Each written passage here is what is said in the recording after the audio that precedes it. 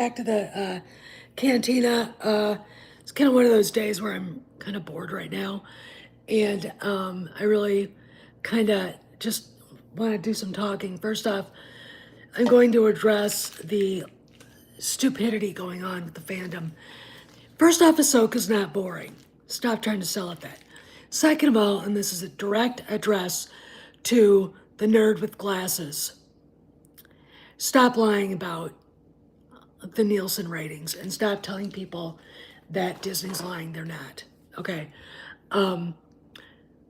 We're not supposed to doubt Talking Head or Black Pill's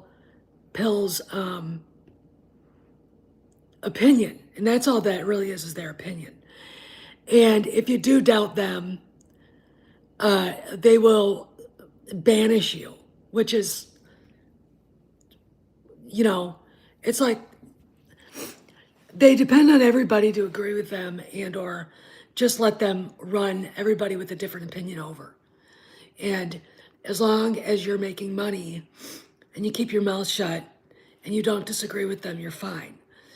But the moment you tell them, hey, you're wrong, this blah, blah, blah, or I like the show, I do criticize some parts of it, but I like it, you're a bad person. And if you call them out for just being phony bullshit artists, okay, so anyway, I want to talk a little bit about Ahsoka and some of the things that we've seen. First off and foremost is Enoch. Hi, Cross. How you doing, man? Enoch, he's in the thumbnail. He's the stormtrooper with the gold, looks like gladiatorial mask on. And he's got gold plated shoulder plates. That name refers to a biblical book. And it also refers to a patriarch that was prior to Noah, okay, who God took up body and soul into heaven. He was assumed like Mary. And he was the father of Methuselah. St. Paul talked about him. They have the faith of Enoch. I just looked that up, by the way. So what does this mean? Why is he called Enoch? Well, it is definitely a New Testament, Old Testament reference. Okay. And if you notice, Thrawn doesn't have any officers. No, none. You do not see, Imperial officers in gray Imperial dress. Yeah, I said that, Lone. I said that, Cross. Gladiatorial. I said that. So he's look, Thrawn is basically kind of playing with not a lot, okay, but he's got a bunch of stormtroopers whose armor is being kept together by this Japanese kind of thread ribbon kind of thing going on. It's probably the Great Mother's Night Sister magic. I don't know. Okay. What is he loading on in what looks like coffins? It could be zombies. I mean, it could be the bodies of dead, whatever that'll be brought back to life. I don't know. But Thrawn's officers are gone. It's him and Enoch, and the Chimera is being basically held together the same way the Stormtrooper's armor is. Also, remember how we were told that there were going to be, the Stormtroopers were going to be zombie dead troopers at Night Sister, blah, blah, blah. Did anybody see any dead Stormtrooper, Stormtroopers, when Ezra killed them, go poof and turn into dust like Marok? No, they're guys. They're real people. They're human.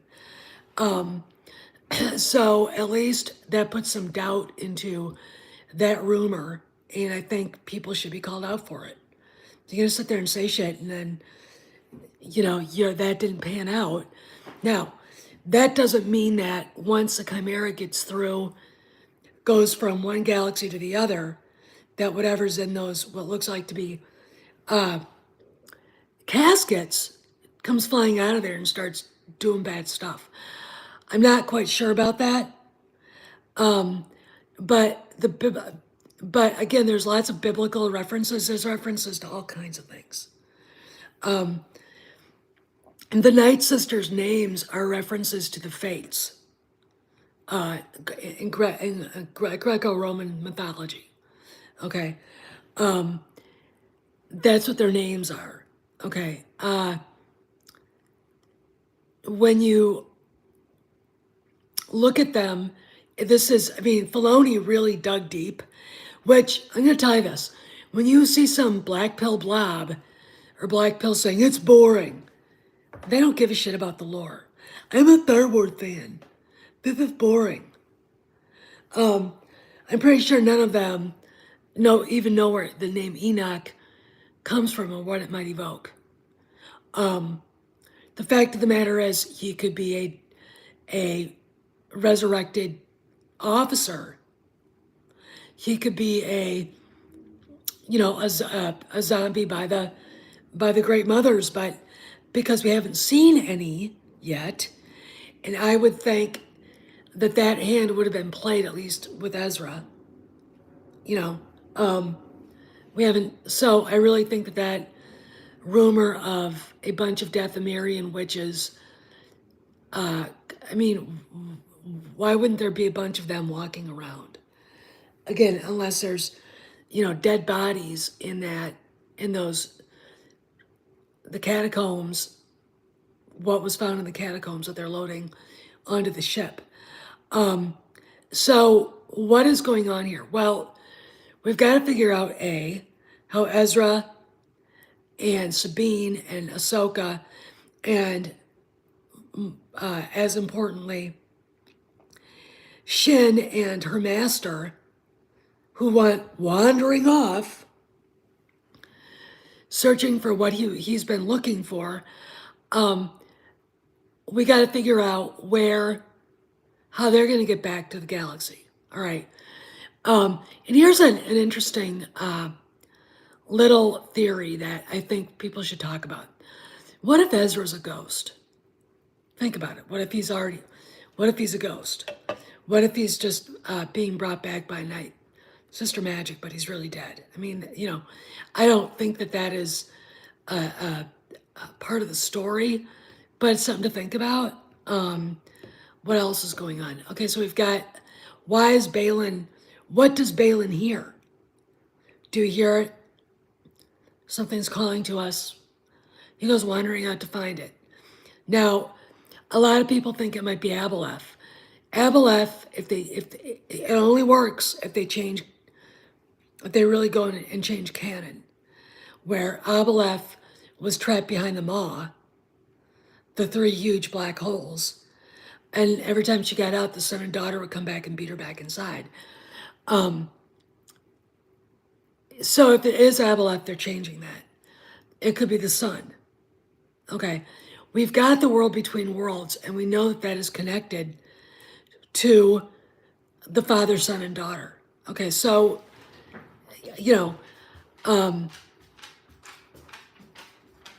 we know that is going to be a thing. So what is going on here? Okay, why is he there? And honestly, I think it might be a Dark Jedi, another one like George Sebao, or maybe it's the son. I don't think it's Aboleth. Then you look at, Galen's wrist device, and he's got what looks like Luke, Leia, Han, Chewie, 3PO, R2-D2, and Ben. Now, again, we didn't get any satisfaction with that. We didn't get any explanation. I think it probably was an Easter egg. I don't think that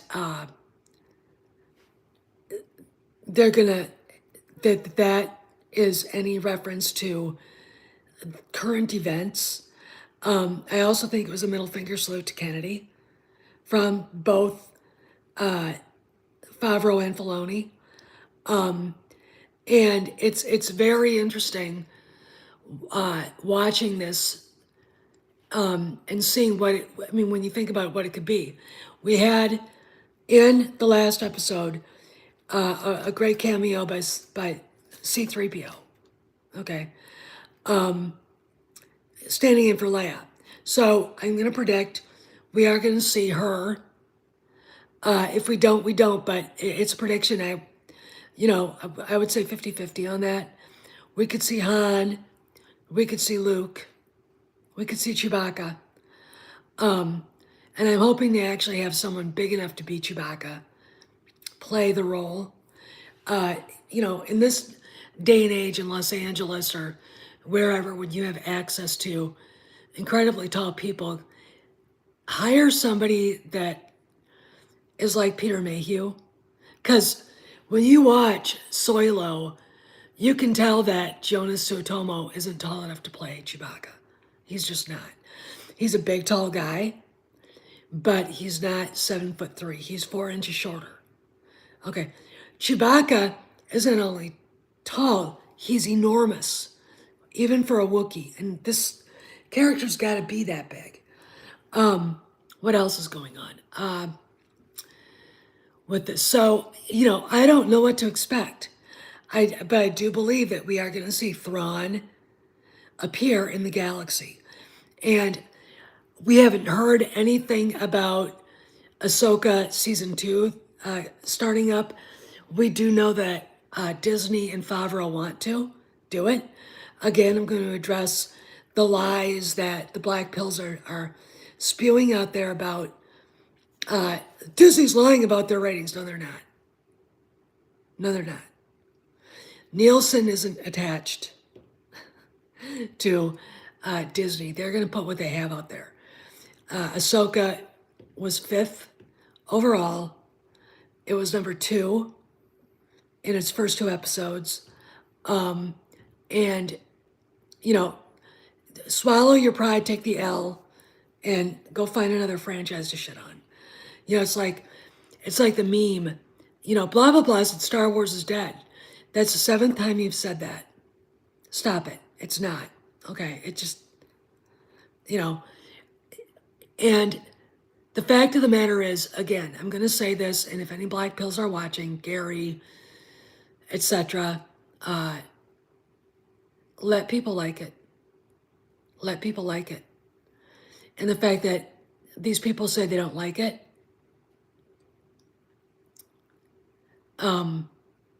say it's boring tells me they haven't watched it. Okay. Kind of like hating Kenobi and saying that it breaks canon. Well, it doesn't. That's how bad they are understanding canon. Okay. Obi-Wan, telling Leia, you can't tell anybody we know each other. She did exactly what he told her to. All right? So the idea that she never met him before is bullshit. Her reaction in A New Hope was relief, and the fact that she realized her old friend who had saved her once is there to save her again.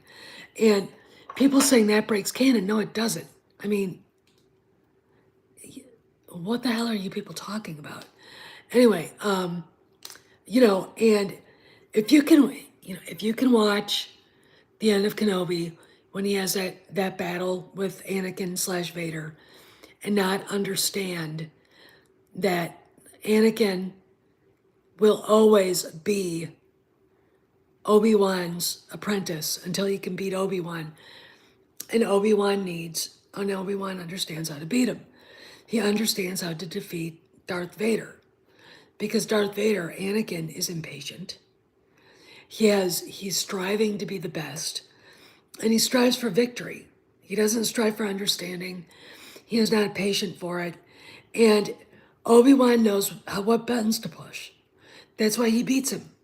All right? Okay?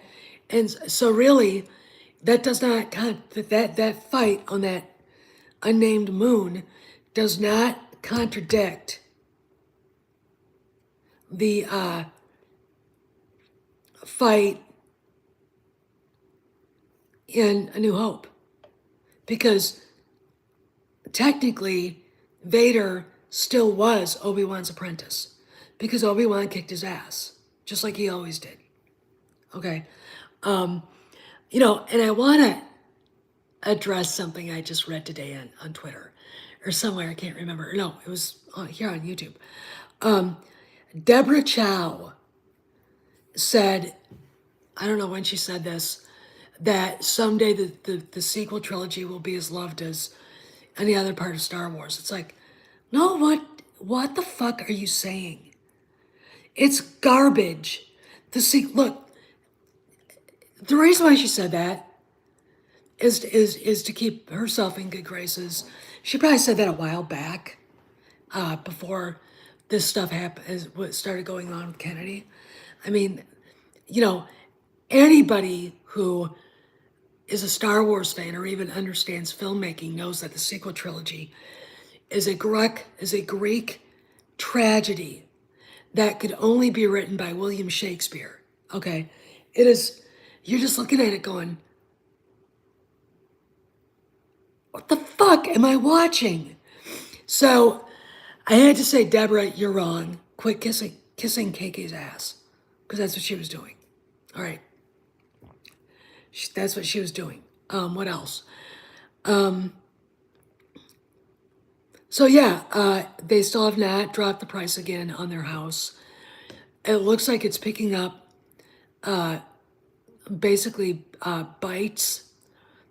People are going to see it, go look at it, because they see, they're putting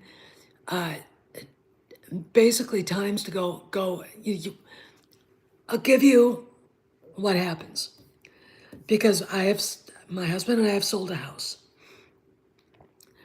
You can set up an open house and have people just walk in, or you can set up a tour with with your real estate agent. They call up the agent whose listing it is, and they take the lockbox and go in, and you walk in. And if you like what you see, you tell your agent, I know it's selling for X. I would like to pitch them. You come up with a price with your agent. And when we bought this place, we were a little under what they wanted, but they grabbed it right away. They wanted to sell it. And, we got the house. Now, with Kennedy's house, that's how you do it. Now, they get an offer. Real estate agent, says, we got this offer. It's not exactly as much as you wanted to sell it for, but here it is. Kennedy and her husband, the potted plant, can either say, let's negotiate this a little more. Maybe we can get a little more money. Because, look, if you've got someone with enough money, there's always room to negotiate with something like this. Work out a deal, the house goes under contract. Okay, or don't work out a deal and Kennedy and Marshall reject the offer. And that really takes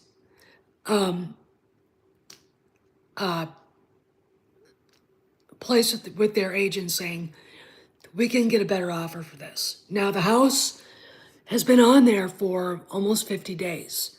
So it's about 40 days overdue to be sold. Okay. Had they tried to sell it for 15 million right off the bat, they probably could have sold it. They're not going to make the money they wanted. I was just talking to a friend, and he basically told me, I hope that they don't make any money on it. I said, they're going to make some. They're going to make a little. They're not going to sell it for lower than they bought it. But they're not going to sell it for as much as they want it. All right. And they have that other bit of property that's been assessed at $38 million in Pacific Palisades, 1600 San Onofre Drive or Road. Okay. That is, I think, their home. And it's huge. But, so I expect them to lower the price again, maybe at the end of this week, or to probably settle with a buyer for maybe 14 million, which isn't nearly what they wanted. I assumed 18.9 they wanted, or 18.5. They were going to get double what they paid for it, they thought, and it's not going to happen. And, but I think they may be getting close to being able to go to closing. Now, what happens is if you're looking at Redfin, Trulia, Zillow, don't use Zillow, you're going to see a house that you're looking at, it'll say under contract. What happens then is the buyer gets their own home inspector, their real estate agent gets that person, and they do a walkthrough to see if there's any damage to the house, to see how the wiring is, the plumbing, the structure of the house, how sound it is, etc. And if they find anything wrong, they go back and try to renegotiate a different price for the house. The seller already has the house inspected, so that the seller should know what is going to be coming up in their inspection. Okay. And if you want to sell the house, usually you come up with a compromise for the buyer where you take money off the price. So the paint has to be repainted. One of the sinks has a leaky faucet, that gets fixed, whatever. And I'm talking about minor stuff, not major stuff like the foundation's cracked. There's a crack in a wall. That's bad. Okay. That is enough for any buyer to say, "No, we're not interested then." Okay. But usually you have your inspector go through. If they find that, then you as the owner have that fixed yourself, so it doesn't come up. It's repaired. The inspector coming in for the buyer sees it. There you go. So you get to closing, and it's you. See, when we closed in this place, it's you as the buyer, and the seller's there, and everybody's got a lot of stuff to sign. I mean, it's a massive amount of paperwork. Checks are passed out to agents, etc. And then you sign on the dotted line. The house is yours. You get the key. All right. And it usually takes about a month to get to closing. Okay, so when this house says under contract, I'm going to look at the time it went under contract, and I'm going to say within the next month, it should say sold. Okay. All right. And that's when you know that it's ready to, it's gone. Now we're closing it on the month of October. And as usual, the big confusion here is, when is Kennedy's contract over? Is it this October, or is it a year from now? Is she going to retire before, which I think she should? I think Disney should just buy out her contract and give her extra money and give her the heave ho. But I'm not Iger, and let's put it this way. Their shares were down to 79 today, under 80, and granted, I think it was it Goldman Sachs or Wells Fargo? One of their analysts brought their market cap down to 100 and, oh, cool, Judge, to 149, I think, which he says, if you buy it, it's a good value. So he's being bullish on Disney. To be honest, I'm gonna, unless you are a day trader and a stock trader, you're not in the stock market for a quick buck. All right. And it's not at 70, it was at 79 right now, Judge, today. That's at least that's what I just saw. You're in there for the long haul, okay? Okay, no problem. If you're in there for the long haul, you will make money. Like when Disney bought Lucasfilm, it was at like what, $50 a share?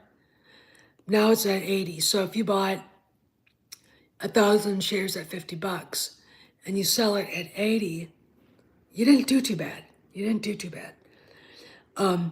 You would have done great when it was selling for 115 a share, which in my opinion was too low. All right.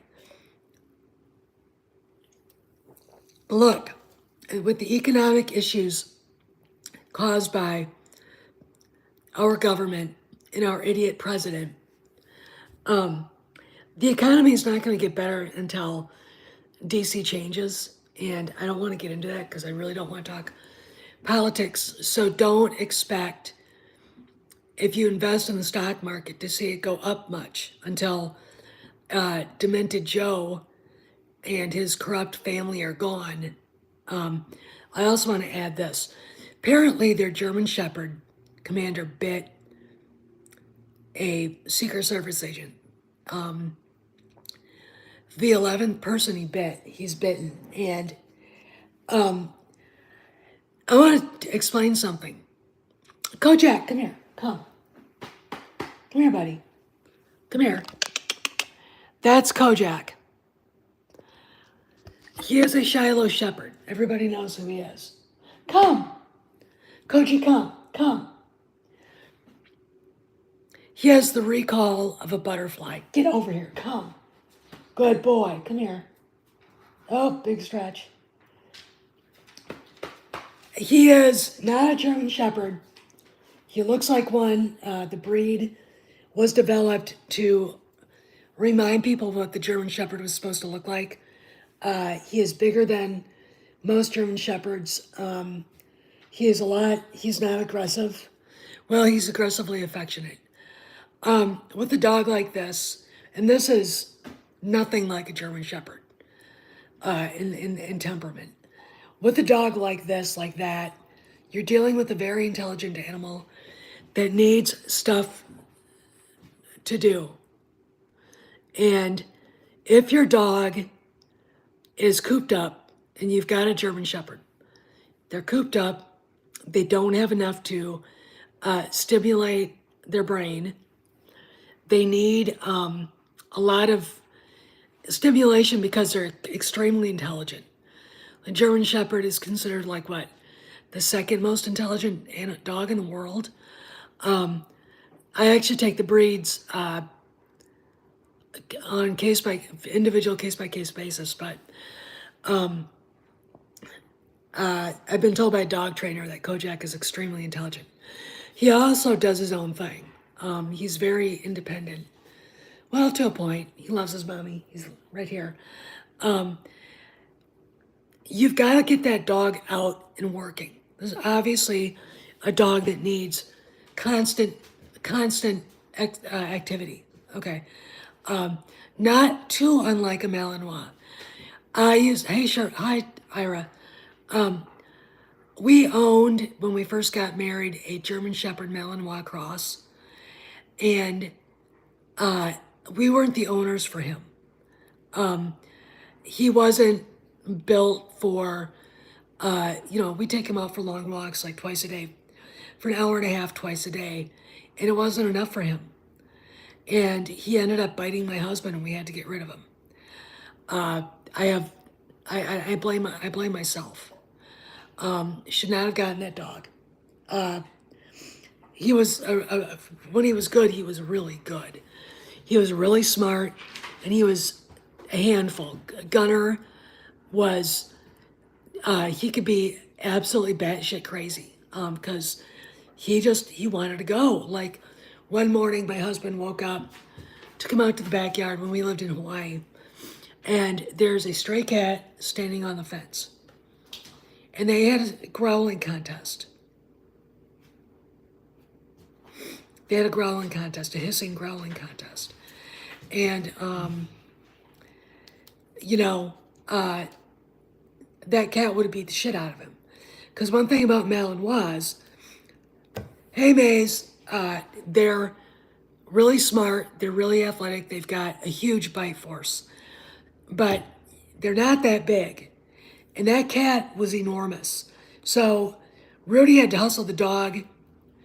I'll talk about him again. Rudy had to hustle Gunner back in the house. Because Gunner was like, let's roll, let's do this. But I'm talking about the Bidens' poor dog. I really think they should give the dog away to like a trainer or someone who can work with it. Because I don't think the dog is at fault here. I think it's them. I think it's them. If Jill Biden wants a goddamn dog so much, buy a fucking Chihuahua. Okay. Buy a poodle. Buy a damn, Mexican hairless. But leave the German Shepherd alone. I mean, that dog, they're unfit owners. So back to Enoch. So Enoch, again, refers to the father of Methuselah who predates Noah that God assumed into heaven, body, and soul. Enoch should never know death, and there he goes. It also refers to a book in the Bible, the book of Enoch. St. Paul mentions Enoch in his letters, talking about faith in God and using him to describe what faith is. Now, looking at the character, he might be an officer who is being kept alive through dark magic. It might just be a name that they pulled out of thin air, but I do believe that it is a reference to Judeo-Christian teaching. There you go. And again, like I said, the great mothers, the three of them, their names are references to the fates, the Greek fates. Okay, the spinning wheel, the spindle. Those are references to the fates. So there's a lot of reference to a lot of our beliefs. Filoni is a lot like George in that way.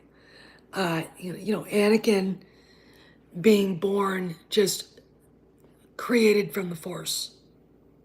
His sci-fi universe is just being created from the Force. The Chosen One. That is a reference to the birth of Christ. All right, he wasn't, he's not born on Tatooine. Christ wasn't born in Nazareth. He was born in Bethlehem.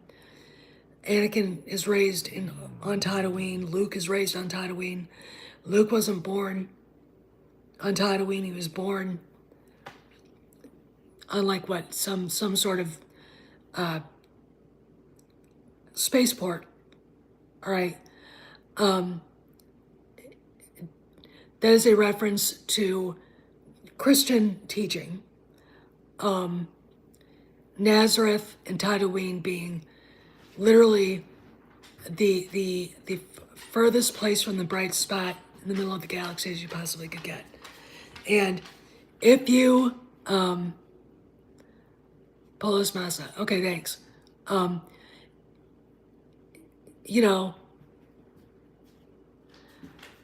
think he is canonized now,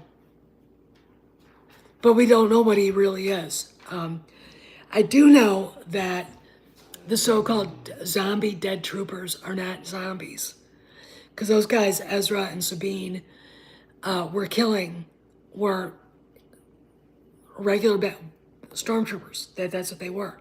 So when I hear people saying, "Oh, they're going to take over the galaxy and wipe everybody out and erase everything," blah blah blah. I mean, I don't even know what that.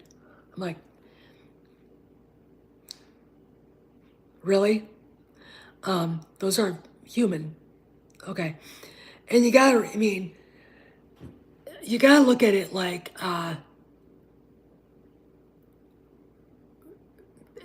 people are making shit up right now for clickbait, for YouTube clickbait. Like the lies that it's not doing well in the Nielsen ratings. I mean, Nielsen doesn't owe anything to Disney. And as far as losing respect for YouTube, I've lost respect for all of them. All right. Like I said, you want to get them to change? Don't give them any money. Don't give them anything. Unsub. Unsub for me, I don't care. Okay. I would be here if I had no subscribers. Because I don't owe anybody anything. And there are people that I'm really disappointed about that I think have been put pressure on to basically be disloyal to people. And it's I don't want to talk about it anymore. I mean, I'm done. Save your money. Buy a new Star Wars figure that comes out or a book. Go to a movie with it. Put it away for your kids to have a legacy later. I mean, a lot of these people don't have anything but YouTube to make money from. Okay? Think about it. So anyway, the whole thing with cool cross, that would be interesting. I want a demilled Mauser C96 that I could engineer into a Han Solo's blaster. I want it to look real. I think that would be so cool. Put in a shadow box. What else is going on? Nothing really.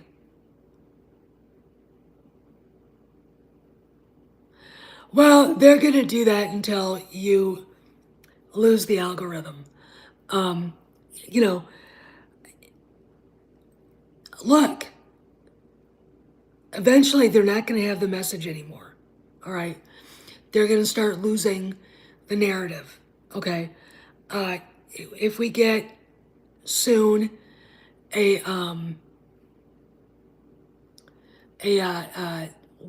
official word that they're doing AHSOKA season 2, which with the strike being over and AHSOKA seemingly looking like it's doing pretty well, that'll piss them off, but that'll make people start to question what they're talking about.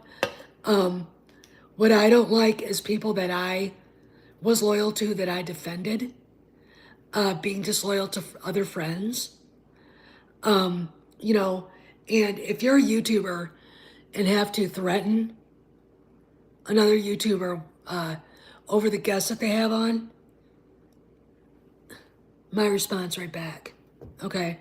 And the black pill blobs know I'm talking about them personally. All right. But yeah, Enoch, all right, he refers to the Book of Enoch, and which I'm not familiar with. I have to drag out my old Bible, my mom's Bible. And the character of Enoch, who again was the father of Methuselah, who was assumed, like Mary, the Blessed Mother, body and soul into heaven by God because of his faith. All right. That Sci-Fi Universes brings up a great thing here.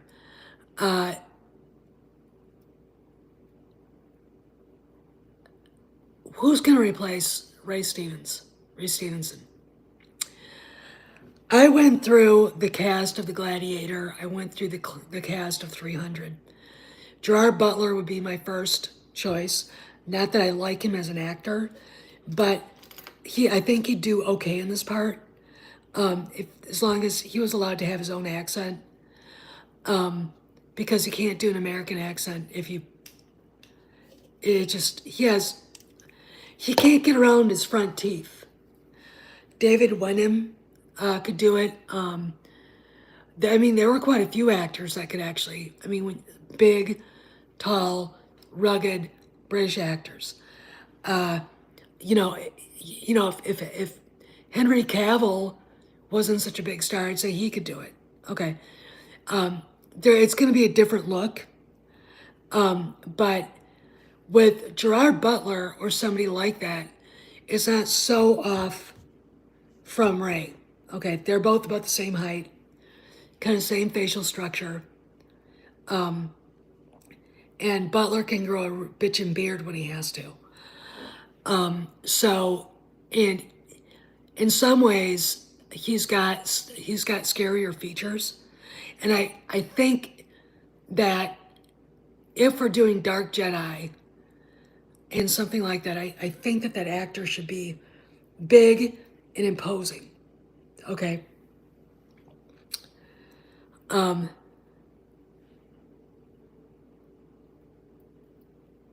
Oh, they will. I'm just look. Gerard Butler is a B class actor. He could have been a movie star, but he made a bad choice with Phantom of the Opera, which it was I think a good movie in spite of him.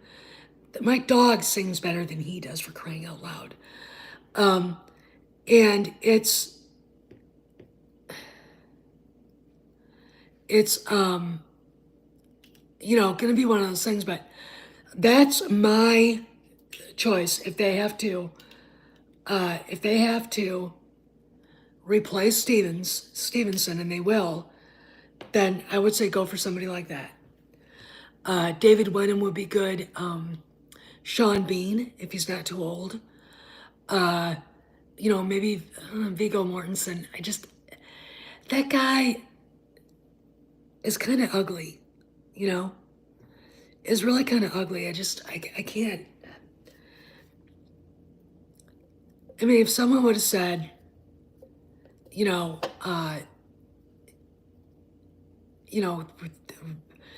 Mortensen's gonna play Aragorn, I would have said, no, he's not.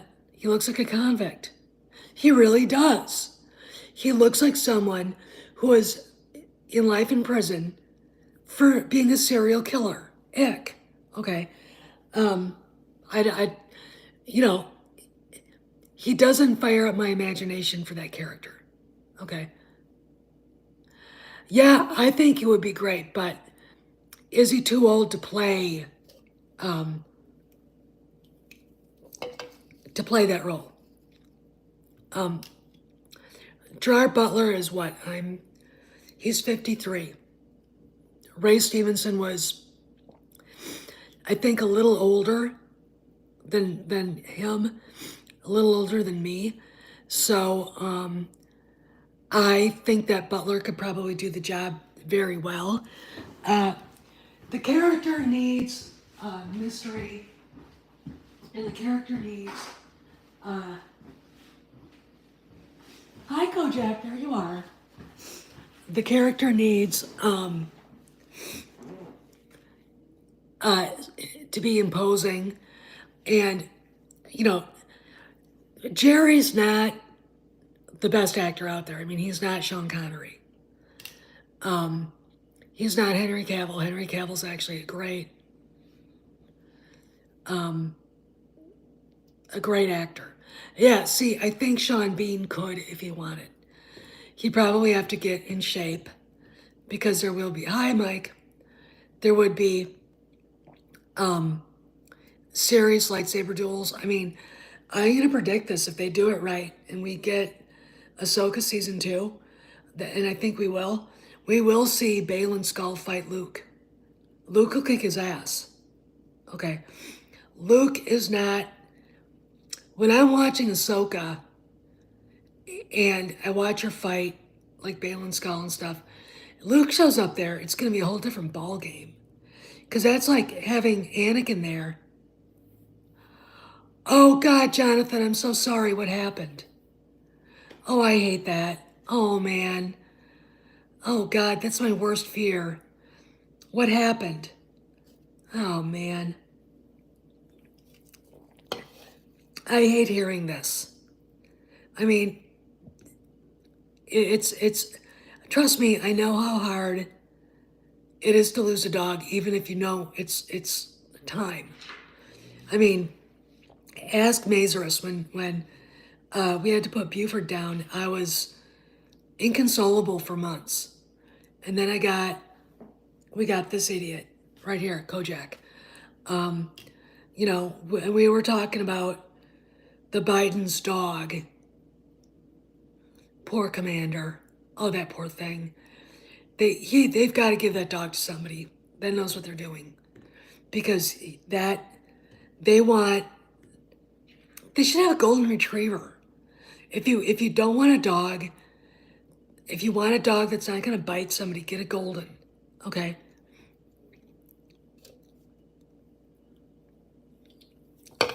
Oh yes, he is. I mean, and that's a fight that's gonna happen. All right. Now, here's another possibility. I think Dave was talking about Mara Jade. I can't remember where. And I think what's happening is Shin Hati is going to end up being the Mara Jade of the show. All right. I don't think they're going to bring her back. And I think the reason why simply is George never liked the character. And I think the only reason why fanboys like the character is because she's a redhead. But when you look at the EU, she treated Luke like shit. I mean, he deserved an actual real woman. Okay, not this fanboy fantasy of a dominatrix, which is what she was. It's gross, you know.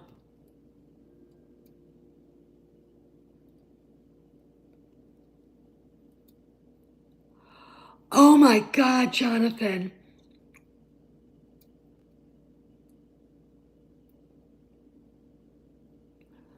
Oh, I'm so sorry.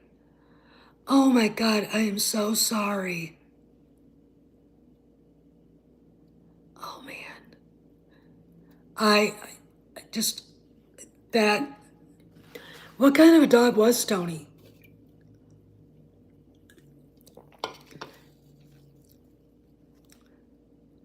Oh, poor puppy bear.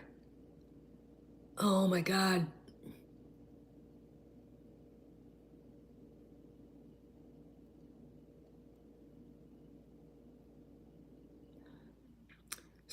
Oh man, that's too bad. I'm sorry. I'm really sorry. Oh man. Oh, I can't imagine. That's just, boy, that is, damn. I mean, I had, Kojak wears an e-collar, and we have to take it off of him when he goes into his, as you can see, he's got his kennel. And that kennel, oh man, I'm sorry. And that kennel keeps him out of trouble. He goes in there quite happily and readily. And we take off his collar because his trainer basically said if he gets hung up on the kennel with the collar, he could break his neck. And I'm like, that's not going to happen. I mean, you know, so yeah, I mean, I think this guy's probably a little mollycoddled, but I watch him like a hawk. Oh my God. And really, he doesn't go anywhere I don't, because I go outside, he follows me. I go to use the bathroom, the door opens and there he is. I take a bath, he's laying next to the bathtub. I take a shower, he's in the shower door, just sitting there watching, which is kind of disconcerting, to be honest. At night, he lays on my side of the bed on the floor. He's never been I need to get up there and cuddle with you dog. which is fine. You know, Rudy would have a shit fit if, you know, and, you know, you know, so, but that's too bad, Jonathan. I'm really sorry. God. So anyway, so we talked about Enoch in that reference, and, you know, again, what he could be. He could either be, he could actually be a zombie trooper, like Marok, or he could be